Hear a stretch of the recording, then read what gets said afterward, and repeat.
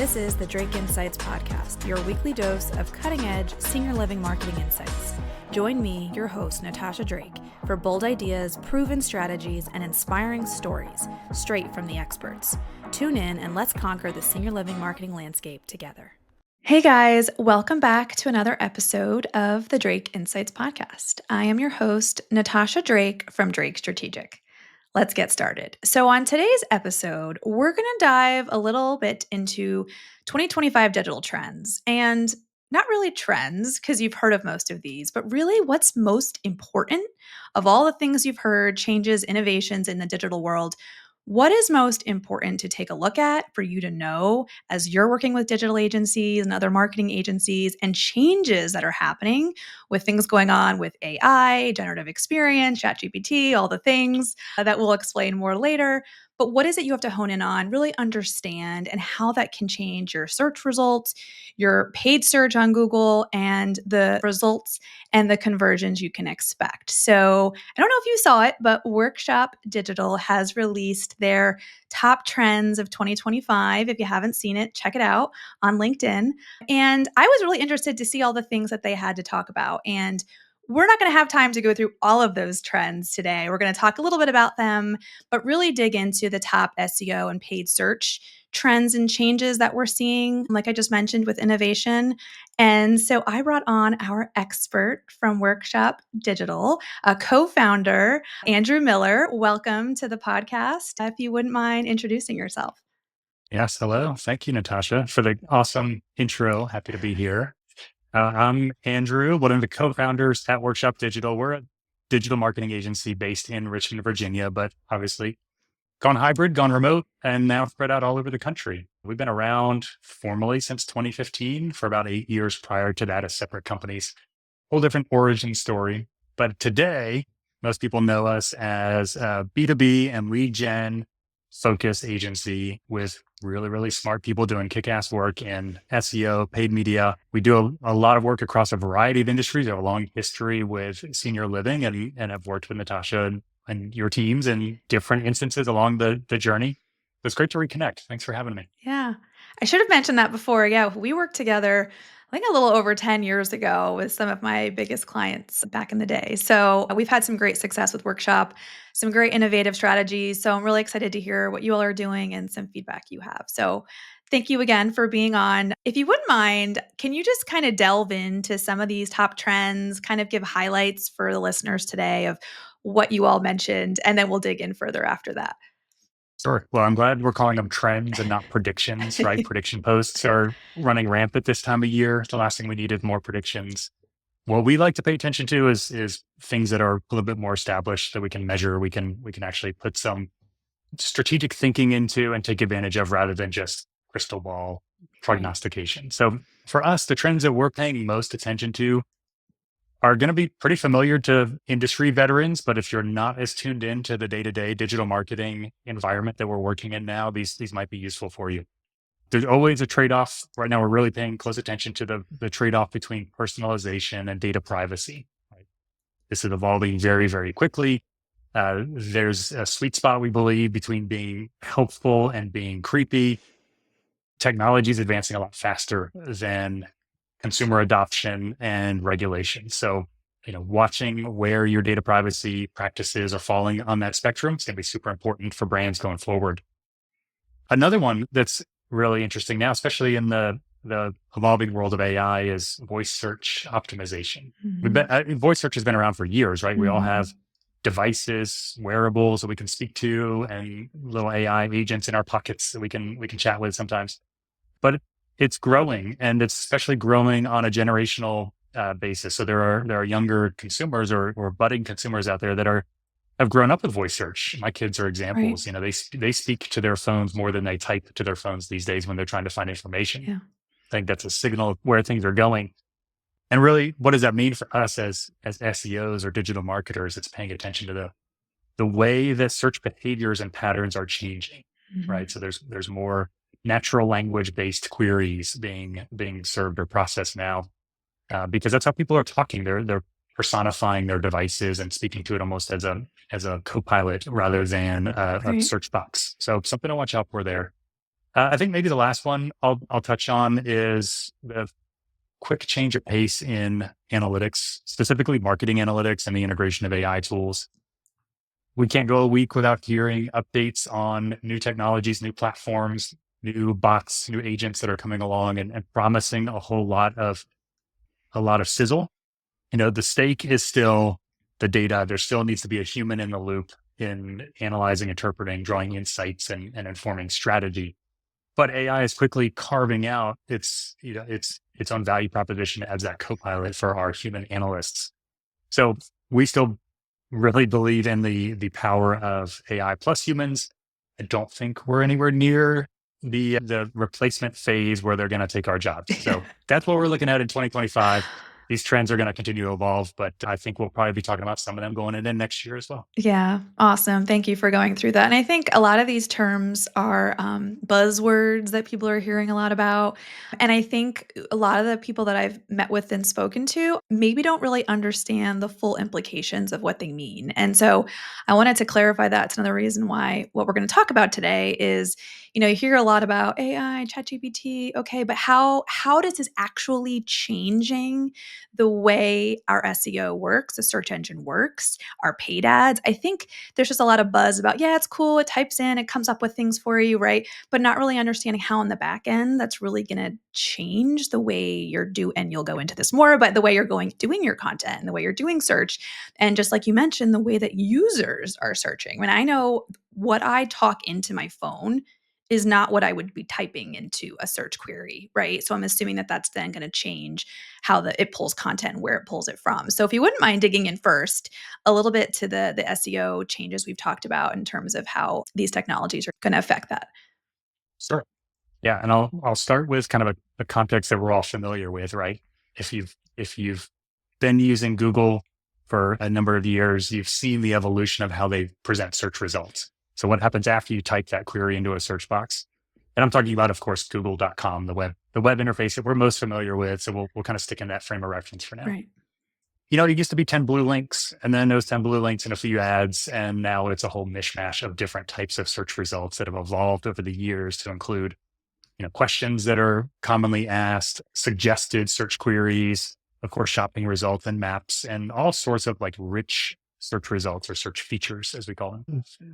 AI overviews, which is Google's take on, the AI generated search results that we see at the top of the search results pages now, are just really a natural evolution of those search features that Google is betting on answering questions better and faster for their users, right? That's what it comes down to for Google. Google wants to create happy users and ideally keep them on their platform, keep them searching, making money, generating clicks and revenue. Of course, there's always a follow the money angle here. But in Google's quest to make an answer engine, they are synthesizing these AI overviews or AI generated results that now try to answer questions, sometimes hilariously, but try to answer questions the same way you might get from a ChatGPT chatbot. It's similar technologies. So what does that mean for us as marketers, right? That's the landscape that we use as consumers. And marketers, that means that a lot of the SEO strategies and content strategies that worked for the last 5 to 10 years need to evolve, right? A lot of that top of funnel traffic, the awareness-based traffic or search volume that we are used to seeing is now being addressed or answered by those AI overviews. Just something informational, for example. All you have to do is go to Google and type in, what's the best travel destination? And you have to scroll pretty far before you see an actual website, right? You're going to see ads, of course, but above that, you're even going to see their AI overview of, here's our best guess as to what people on the web want to see. So that means for marketers, we're seeing less top of funnel traffic to our websites, less informational traffic. So we have to do a better job creating content that answers more buying questions. Natasha, when we worked together before, we were talking about creating really engaging, useful content for brands that we partnered on and speaking, to their, maybe the history of their organizations, the history of their areas, kind of just trying to localize the content, associate the brand with the community. And that type of content now is largely answered by AI, pulling from a variety of sources. So that's an example of types of content that may not be as effective going forward. An example that's breaking this week, I don't know if you've seen, but all you have to do is go look at HubSpot's search Mm. visibility Mm-hmm. recently is plummeting. Right? Mm. HubSpot's great at content marketing and has been for years. They defined content marketing for a lot of us over the Right. past decade. But Google's new algorithm updates and search features are really hammering HubSpot's visibility, and it's declining at an extremely high rate because a lot of their content is overly broad. Right? Mm. It's keyword based. It's not nearly as link baity or clickbaity as BuzzFeed's, for example, Right. but it's not core to their product and the solution that they're providing. It's very general knowledge Mm. type stuff that they're very good at producing for a lot of years. Drove a lot of traffic. Now that traffic is plummeting because Google is going either to different sources or generating their own results.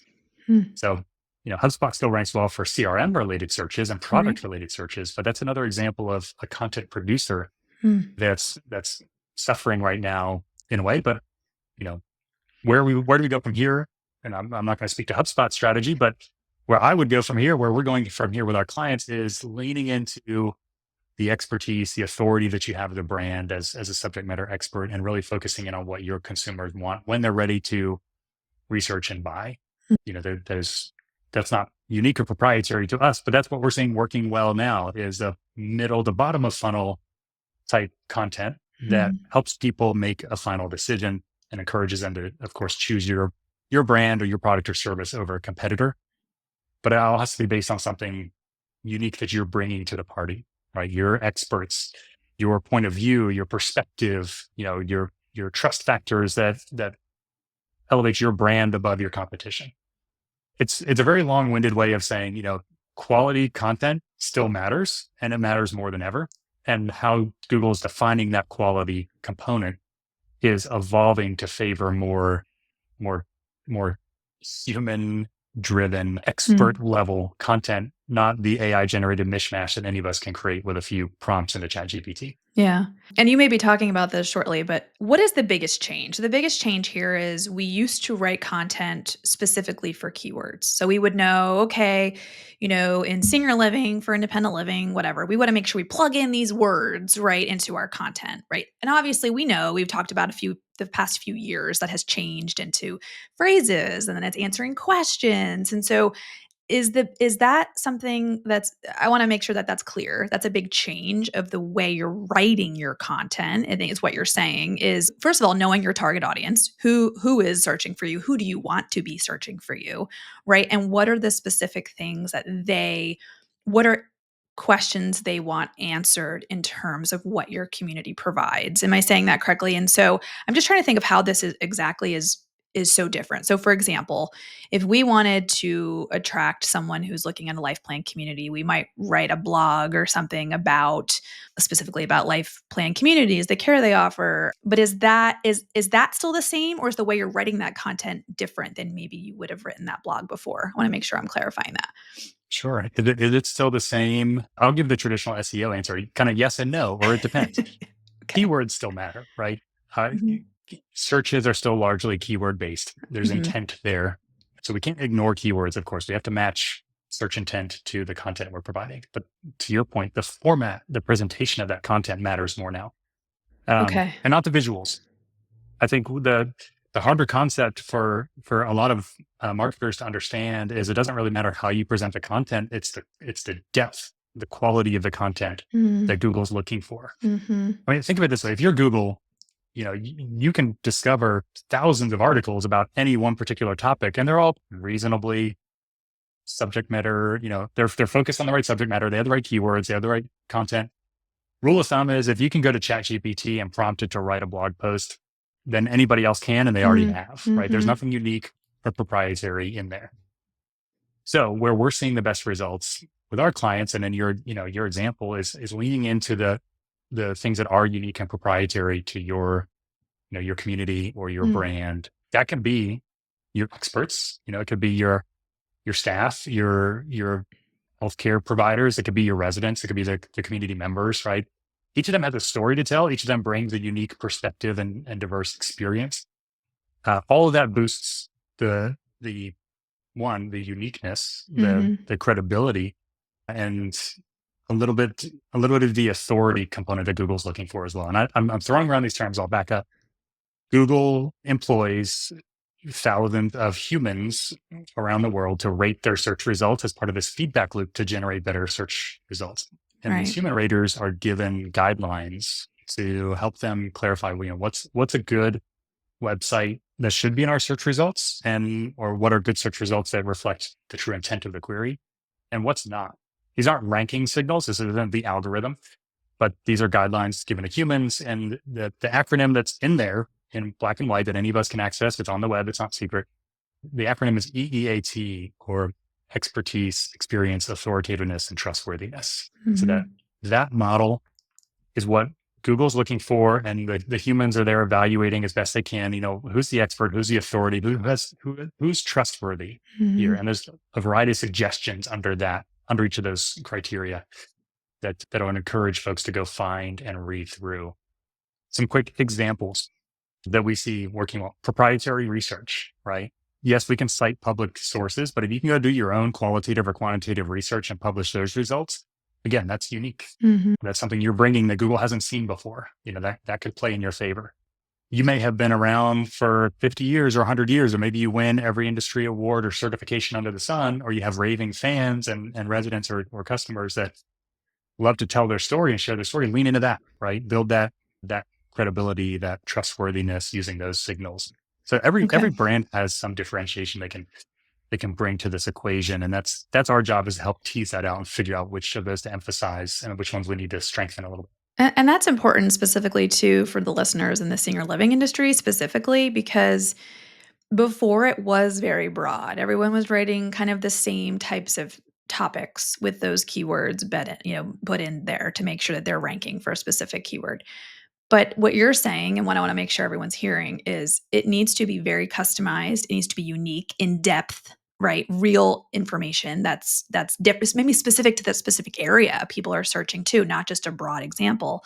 Unique content, and also, if I'm correct me with this, is updated often. Right? Like it needs to be relevant. It can't be like you're citing stats and data from another article that was written 10, 15 years ago, right? So Google can tell that that's not a relevant article. That's not the most recent. We want to be updating whatever we're doing content. We have to be constantly updating it. Because I think that back 5, 10 years ago, we didn't have to do that as much, right? Little changes. And now it's like, no, you have to actually change and update your content too. So I want to make sure that that's clear for everyone, because I think a lot of times what I have heard with some clients is, well, we just got to keep working on our content.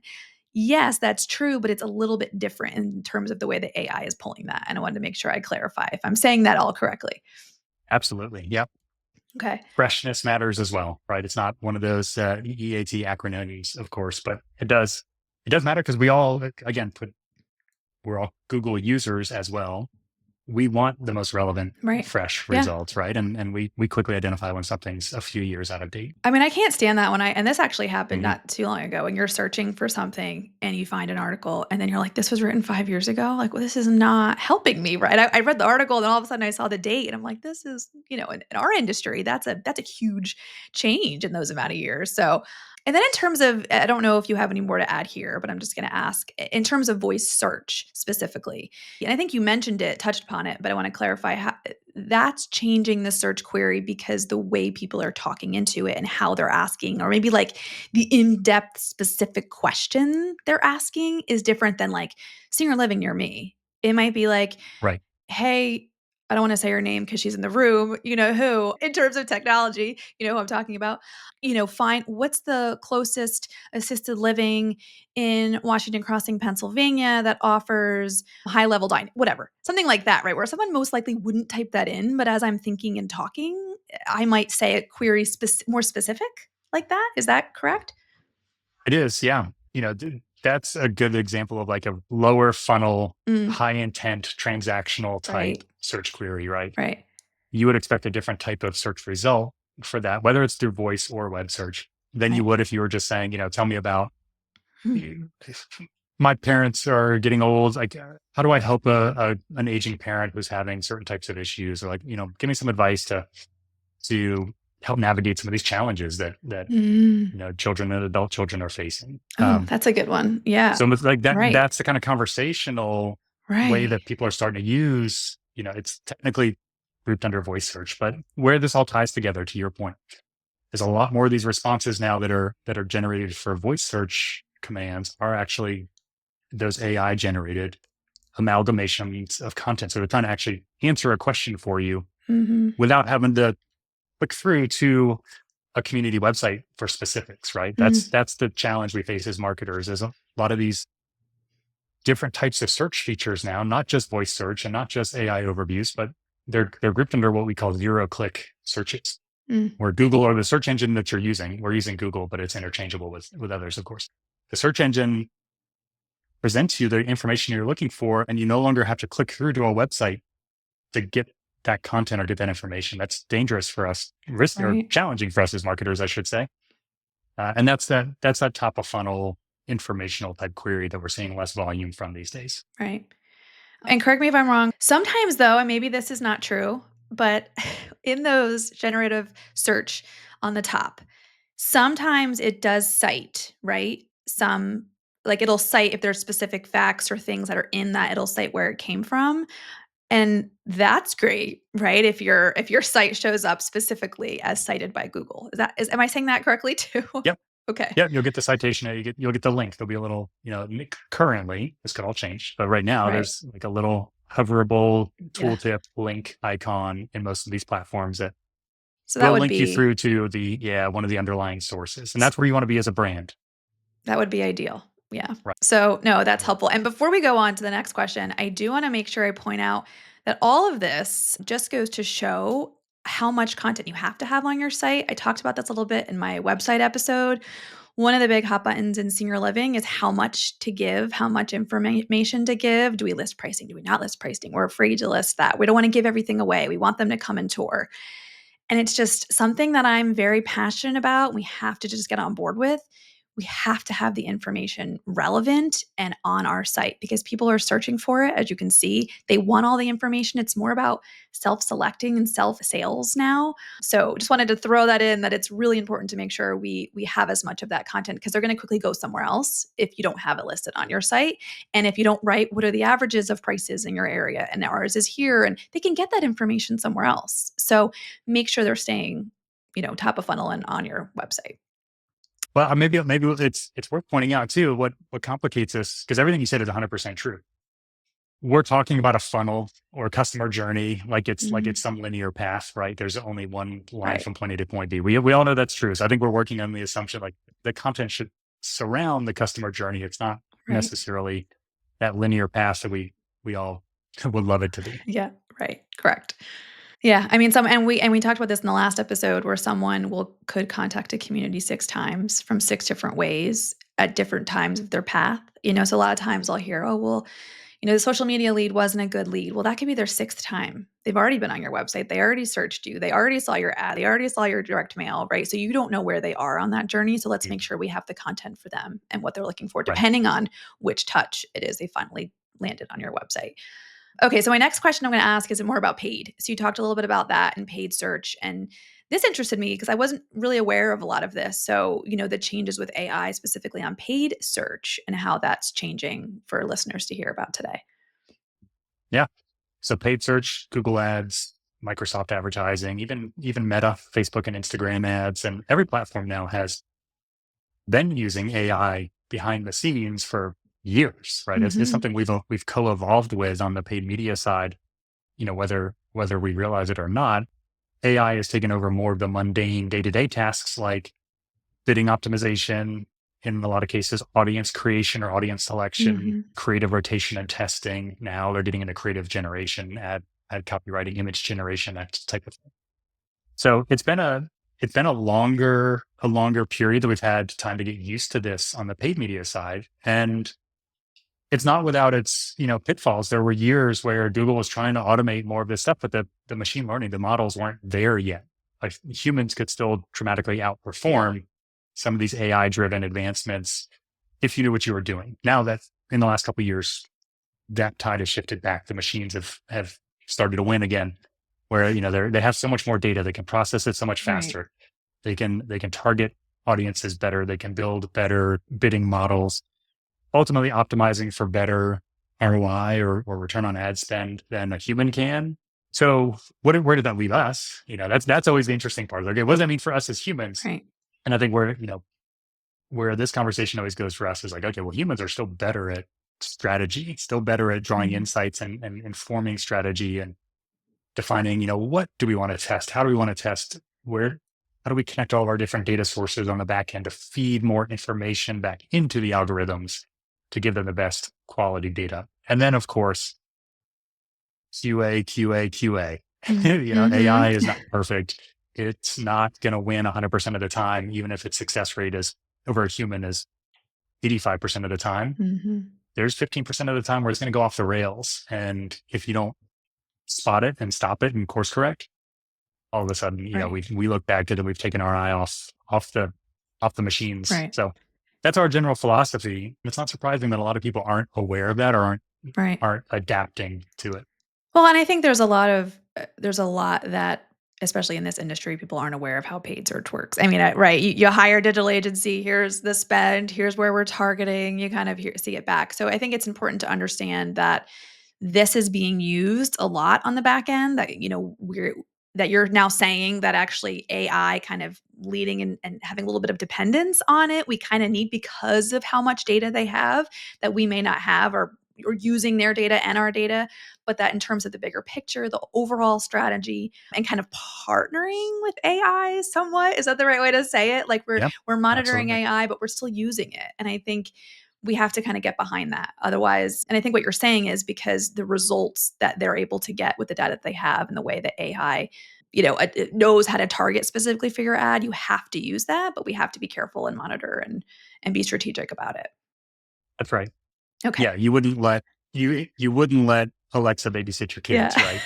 Like, you'd want to check in every now and then, put eyes on it. Right. Here's a tell, right? For the marketers out there, if you're not in tune with paid media and the changes in that over Mhm. the past several years, if your paid media partner is asking, still talking in terms of keywords and Mm. static ads and that type of thing, chances are that they're still using some outdated tactics. Doesn't mean they can't Mhm. work, right? Mhm. There's a lot of use cases for that, like we talked about, Right.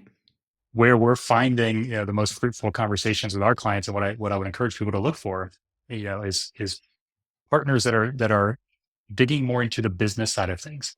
What happens to those conversions once they happen on your site? Where do those leads go? What walk me through how a sales team might engage with that prospect. What does the journey look like? How many times are they calling you? Where does that information stored? What Mhm. does the CRM structure look like? Oh, and by the way, can we like capture and store some ad click information in there and then, close the loop, so to speak? Yeah. That's the section of the customer journey that's the most important right now. What happens after the click? Mhm. And so we need to be focusing on and optimizing for those touch points. And a lot of them Mhm. happen offline still, but there are better and better ways to feed that offline information back into these algorithms. So that's where I push our team and would encourage people to really dig in to see, how much of that offline information are we feeding back in? That's your competitive differentiation these days. Yeah. And I did talk about that a little bit on the prior paid episode with Matt. We talked a little bit about that Google, matchback and using your CRM data. And I want to say it again because it's really important. Yes, Google has all of their data that you don't have, but they don't have your data, right? So making sure that we are sharing that information with Google to tell Google, great, everything you've done on the data end that you've brought me this lead, that was a bad lead or that was a good lead, and telling Google so it knows, okay, those are the types of people. This is the journey that person went on. This is what they clicked on. This is the entire journey they got to you. And now I know what's in your terms, a good toured or moved in, whatever you say that is, the definition of that.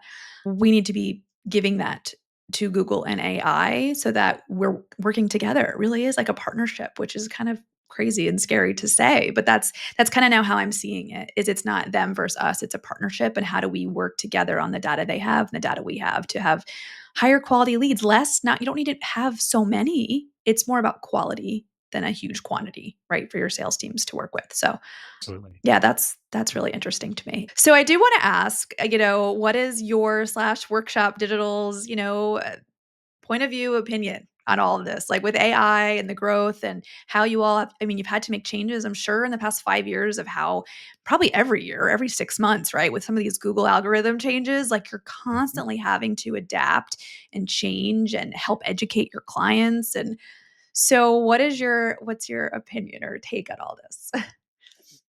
Wow. Well, I wish we could go 6 months in Yeah, I was between gonna say. major Yeah. updates. I mean, that's a breath of fresh air. I think we're talking like 6 days between, Yeah. little course corrections that we're all making in this Right. industry. Right.